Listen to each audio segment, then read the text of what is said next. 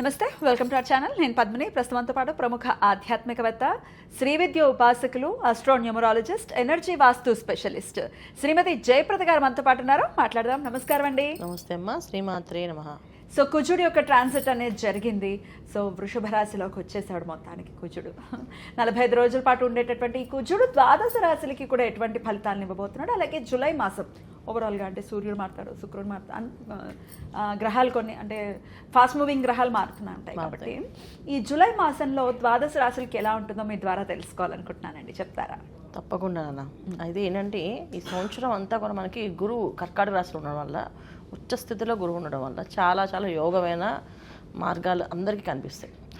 చాలా విషయాలు అంటే విజయాలు సాధించాలనుకునే వాళ్ళకి అందరికీ బాగుంటాయి. అయితే ఇలా వృషభ రాశిలో కుజుడు రావడం వల్ల ఇంకొంచెం ఫాస్ట్గా వెళ్ళే అవకాశాలు, ఫాస్ట్గా మూవ్ అయ్యే అవకాశాలు, కొన్ని రాశుల వాళ్ళకి అత్యంత అదృష్టాన్ని తీసుకొచ్చే అవకాశం కుజుడు వల్ల జరుగుతుంది. బ్యూటిఫుల్. అది ఎలాగో తెలుసుకుందాం. గోచారం చెప్పండి, ఎన్నాళ్ళు ఉంటాడు, అలాగే ఇట్లా. తప్పకుండా. సో గురువు మనకి కర్కాటక రాశిలో ఉన్నారు కనుక మనకు అది తెలిసిన విషయం. శని భగవానుడు మీనరాశిలో ఉన్నారు, రాహు కుంభరాశిలో ఉన్నారు, బుధుడు మనకి జూలై మాసంలో 4వ తారీఖు నుంచి మిథున రాశితో రవితో కలిసి ఉన్నాడు. 16వ తారీఖు వరకు మనకి జూలై 16వ తారీఖు వరకు రవి ఉంటారు. తర్వాత 16 నుంచి మళ్ళీ ఆయన కర్కాటకలో ప్రవేశిస్తారు. అక్కడి నుంచి మళ్ళీ మనకి పుష్కరాలు ఒకటి స్టార్ట్ అవుతుంది. సో ఈ విషయంలో చాలా విశేషం ఏంటంటే గురువు ఉండటము, రవి మార్పు, రవి బుధుడు కలయిక 15 రోజులు ఉండడం వల్ల ఒక అదృష్టం కొన్ని రాసుల వాళ్ళకి. తర్వాత శుక్రుడు కేతుతో కలిసి ఉండడం వల్ల కొన్ని అదృష్టం కొన్ని రాసుల వాళ్ళకి. శుక్రుడు కొనే ఈసారి మనకి మంచి ఫలితాలు ఇస్తున్నాడు. అలాగే బుధుడు మంచి ఫలితాలు ఇస్తున్నాడు, కుజుడు మంచి ఫలితాలు ఇస్తారు. ఇప్పుడు మాస ఫలితాల్లో మనకి మాక్సిమము 4 గ్రహాలు ఎప్పుడు యోగించవు.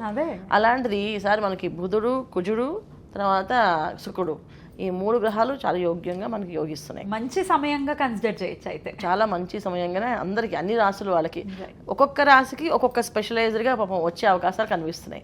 అందువల్ల చక్కగా చూసుకోవచ్చు. సూపర్ అండి. మరి అవేంటో తెలుసుకుందాము. మరి మొదలు పెడదామా? తప్పకుండా. ఇక ఫైనల్గా మీనరాశి వీరికి ఎలా ఉండబోతుందండి జూలై మాసం?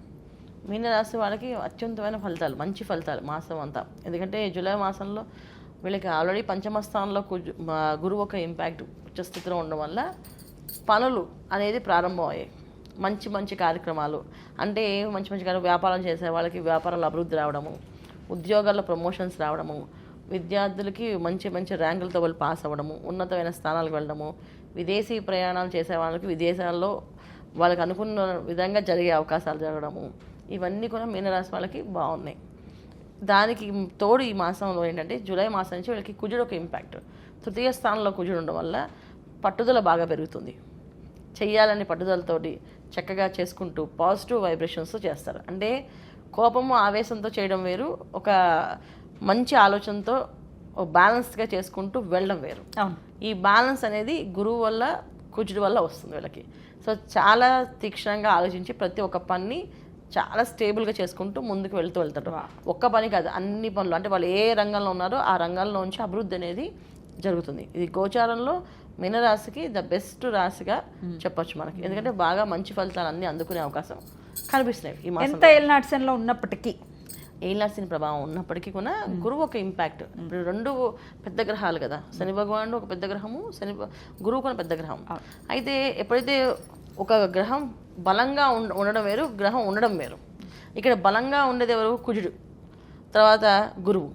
ఎందుకంటే ఉచ్చస్థితిలో ఉన్న గురువు, తృతీయ స్థానంలో కుజుడు తన తృతీయ స్థానంలో కుజుడు ఉంటే ఎప్పుడు కూడా బలంగానే పట్టుదలగా ఉంటాడు, పట్టుదల సాధించే తత్వాన్ని తీసుకొస్తాడు.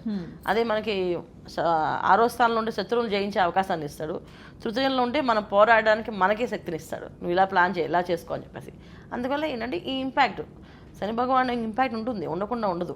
అది ఆరోగ్యం కాస్త మెరుగుపడకపోవడం, అనారోగ్య సమస్యలతో కొంచెం బాధపడము, కొంచెం ఫాస్ట్గా వెళ్తున్నా సరే మనం వెళ్ళలేకపోతున్నాం అనే బాధ, శరీరం బరువు పెరగడము, శరీరంలో కాస్తంత ఇబ్బంది రావడము, ఇవి శని భగవాన్ ఒక ప్రభావం.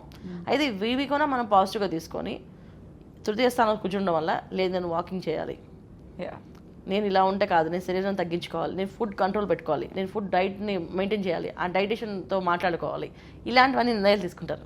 ఇప్పుడు దాకా ఏంటంటే ఏం చేస్తా తగ్గవు, ఎలాగైనా పరిస్థితి తప్పదు, ఈ కర్మ అనుభవించాల్సిందే అని చెప్పి ఫిక్స్ అయిపోయిన వాళ్ళు తృతీయ స్థానంలో రావడం వల్ల ఒక మేనేజ్మెంట్, మైండ్కి ఒక మేనేజ్మెంట్ వచ్చేస్తుంది. ఇది ఇలా చేస్తే బాగుంటుంది, ఇది ఇలా వెళ్తే బాగుంటుంది, నా సమస్య ఇలా ఉంది కనుక నేను ఈ డాక్టర్ని కలిస్తే బాగుంటుంది, ఈ మందు వాడితే బాగుంటుంది అని చెప్పి ఒక ప్లానింగ్ కూడా వస్తుంది. ఒక విధంగా సమస్య ఉన్నప్పటికీ కూడా ప్లస్ పాయింట్స్. ఎప్పుడు కూడా మన జాతకంలో అన్ని యోగాలు బాగుండవు, ఖచ్చితంగా కొంత ఇబ్బందులు ఉంటాయి. ఉండాలి. ఆ ఇబ్బంది నుంచి మనం బయటపడడానికి అవకాశాలు కూడా కనిపిస్తాయి. ఎగ్జాక్ట్లీ. కొన్ని రాసులకి అవకాశాలు ఉండవు, కొన్ని రాసులకి అవకాశాలు ఖచ్చితంగా ఎక్కువగా ఉంటాయి. అలా ఉండే అవకాశం మీనరాశి వాళ్ళకి ఈ మాసంలో తృతీయ స్థానంలో కుజుడు రావడం వల్ల 100% జరుగుతుంది. ఎటువంటి రోగానైనా నివృత్తి చేసుకోవడానికి వీళ్ళకి పట్టుదల వస్తుంది. నేను అసలు స్ట్రాంగ్గా ఉండాలి, అసలు నేను ఇలా ఉండకూడదు అని చెప్పి వాళ్ళే చేసుకోగలుగుతారు. ఇప్పుడు మనం ఎవరైనా చెప్తే చేయాలి, వాళ్ళు ఏంటంటే ఎవరు చెప్పినా మైండ్లోకి ఎక్కించుకోరు.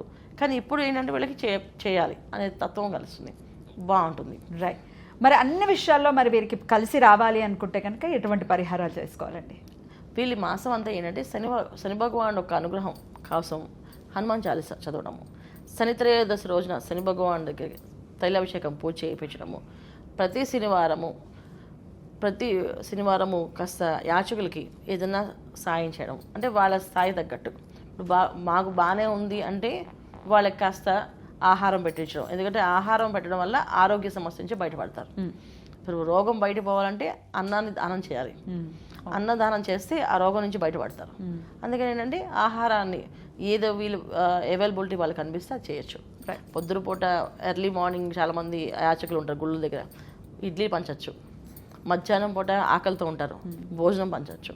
ఇలాగా ఒకరికి కాదు 10 మందికి 15 మందికి మీ స్తోమత బట్టి పెడుతూ ఉంటే మీ అనారోగ్య సమస్య నుంచి బయటపడతారు. తర్వాత శని భగవానుడు ఎప్పటికైనా కర్మాధిపతి కనుక మనం ఎప్పుడైనా ఇలాగా అన్నదానం చేస్తున్నప్పుడు వాడు ఆకలి మనం తీర్చామంటే ఆ క్షుద్బాధను తీసాం కనుక ఆ కర్మ మనకు తొలుగుతుంది. అందువల్ల ఈ పని చేస్తుంటే మీనరాశి వాళ్ళకి ఈ మాసంలో మంచి ఫలితాలు, అద్భుతమైన ఫలితాలు కనిపిస్తున్నాయి. ఖచ్చితంగా అలాగే కనిపించాలని మనస్ఫూర్తిగా కోరుకుంటూ ద్వాదశ రాశులకి కూడా కుజుడి యొక్క మార్పు రీత్యా ఎటువంటి ఫలితాలు వస్తాయనేది చాలా సవివరంగా తెలియజేసినందుకు కృతజ్ఞతలండి. నమస్తే. శ్రీమాత్రే నమః.